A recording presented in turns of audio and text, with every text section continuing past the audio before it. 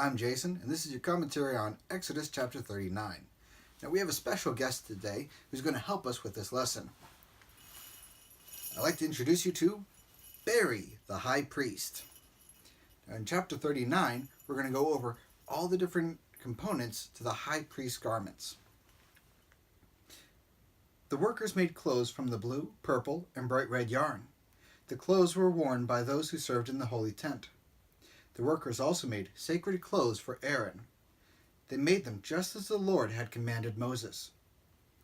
The workers made the linen apron out of fine gold wire, and out of blue, purple, and bright red yarn, and out of finely twisted linen.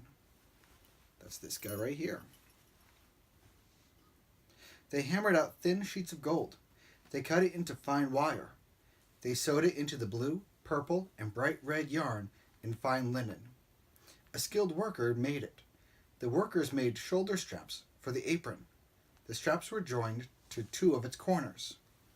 It's going to be these guys right here, the shoulder straps.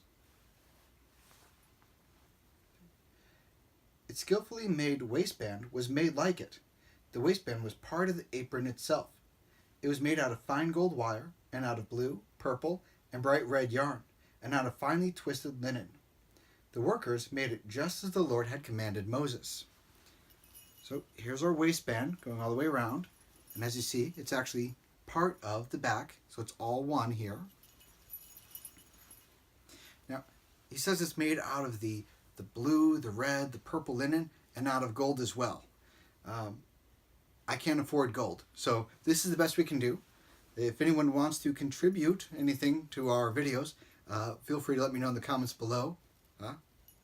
Okay, probably not. They put the onyx stones in fancy gold settings.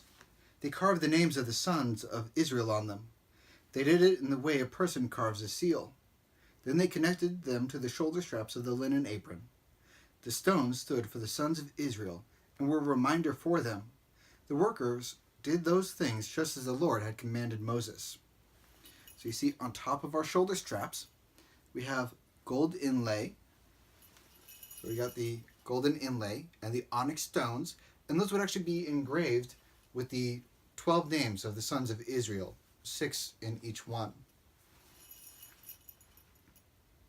Skilled workers made the chest cloth. They made it like the apron.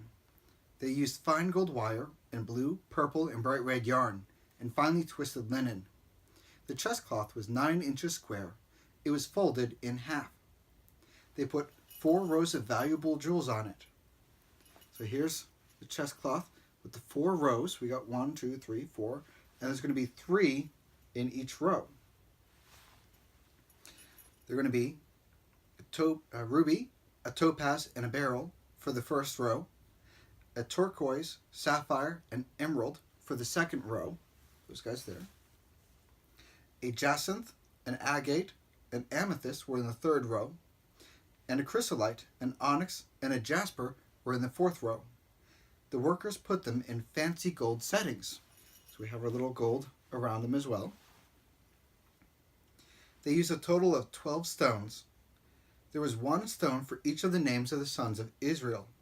Each stone was carved like a seal with the name of one of the 12 tribes. The workers made braided chains out of pure gold for the chest cloth. They made them like ropes. They made 2 fancy gold settings and 2 gold rings. They connected them to the 2 corners of the chest cloth. So here's our fancy gold ropes right up here with the 2 rings attached to the corners. They joined the 2 gold chains to the rings at the corners of the chest cloth. They joined the other ends of the chains to the 2 settings. They joined them to the shoulder straps on the front of the linen apron. So it goes all the way up to the inlays up here. The workers made 2 gold rings. They connected them to the other 2 corners of the chest cloth. There's one down here, one down here. They put them on the inside edge next to the apron. They made 2 more gold rings. They connected them to the bottom of the shoulder straps on the front of the apron. They put them close to the seam right above the waistband of the apron. So right here, right above the waistband. They tied the rings of the chest cloth to the rings of the apron with blue cord.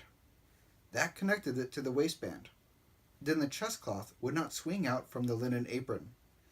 The workers did those things just as the Lord had commanded Moses. So unlike the gold ropes on top, they have the blue down here to keep this piece from flying out off of the linen apron. The workers made the outer robe of the linen apron completely from blue cloth. The cloth was made by a skillful person. The workers made an opening like a collar in the center of the robe. They made an edge around the opening. Then it couldn't tear. So here's the blue with a special edging going around the top so that way it wouldn't tear. They made pomegranates out of blue, purple, and bright red yarn and finely twisted linen. They sewed them around the hem of the robe. So here we go. Down at the hem of the robe, these are little pomegranates made out of multiple colors. They made bells out of pure gold. They sewed them around the hem between the pomegranates. They sewed a bell between every 2 pomegranates all around the hem of the robe. Aaron had to wear the robe when he served as priest. That's what the Lord commanded Moses. Now, the high priest, when the temple was fully established, they'd only be able to go into the Holy of Holies one time a year. It's just one person who could do that. One of the advantages to having the bells down at the bottom is just in case they displeased God before going in there. As long as you heard the bells, you knew everything was fine. The workers made inner robes out of the linen for Aaron and his sons. The linen cloth was made by a skillful person. That's going to be this white garment here.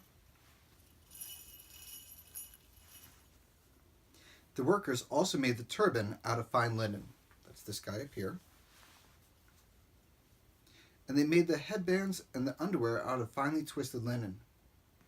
The belt was made out of finely twisted linen in blue, purple, and bright red yarn. A person who sewed skillfully made it.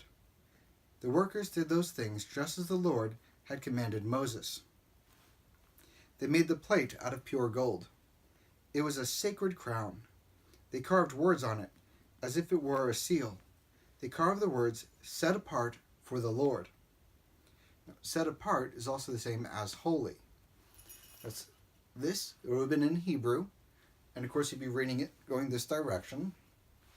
It would say, "Set apart," or "holy unto the Lord." Then they tied the plate to the turban with a blue cord. They did those things just as the Lord had commanded Moses. Okay, well that's it for the high priest garment. Thank you very much, Barry. Set them right here. So all of the work on the holy tent, the tent of meeting, was completed. The people of Israel did everything just as the Lord had commanded Moses. Then they brought the holy tent to Moses, along with everything that belonged to it. Here are the things they brought: hooks, frames, crossbars, posts, bases, the covering of ramskins that were dyed red, the covering of the hides of sea cows, the curtain that screens the ark where the tablets of the covenant are kept, the poles and cover for the ark, the table for the holy bread with all of its articles, the holy bread, the pure gold lampstand with its rows of lamps and everything that is used with it, the olive oil that gives light, the gold altar for burning incense, the anointing oil, the sweet-smelling incense, the curtain for the entrance to the tent, the bronze altar for burnt offerings with its bronze grate, its poles and all of its tools, the large bowl with its stand, the curtains of the courtyard with their posts and bases, the curtain for the entrance to the courtyard, the ropes and tent stakes for the courtyard, the sacred clothes for the priest Aaron, the clothes for his sons when they serve as priests. The people of Israel had done all of the work just as the Lord had commanded Moses. Moses looked over the work carefully. He saw that the workers had done it just as the Lord had commanded. So Moses gave them his blessing. Well, that's it for commentary on Exodus chapter 39. Thank you so much for joining me, and I and Barry will see you guys next time.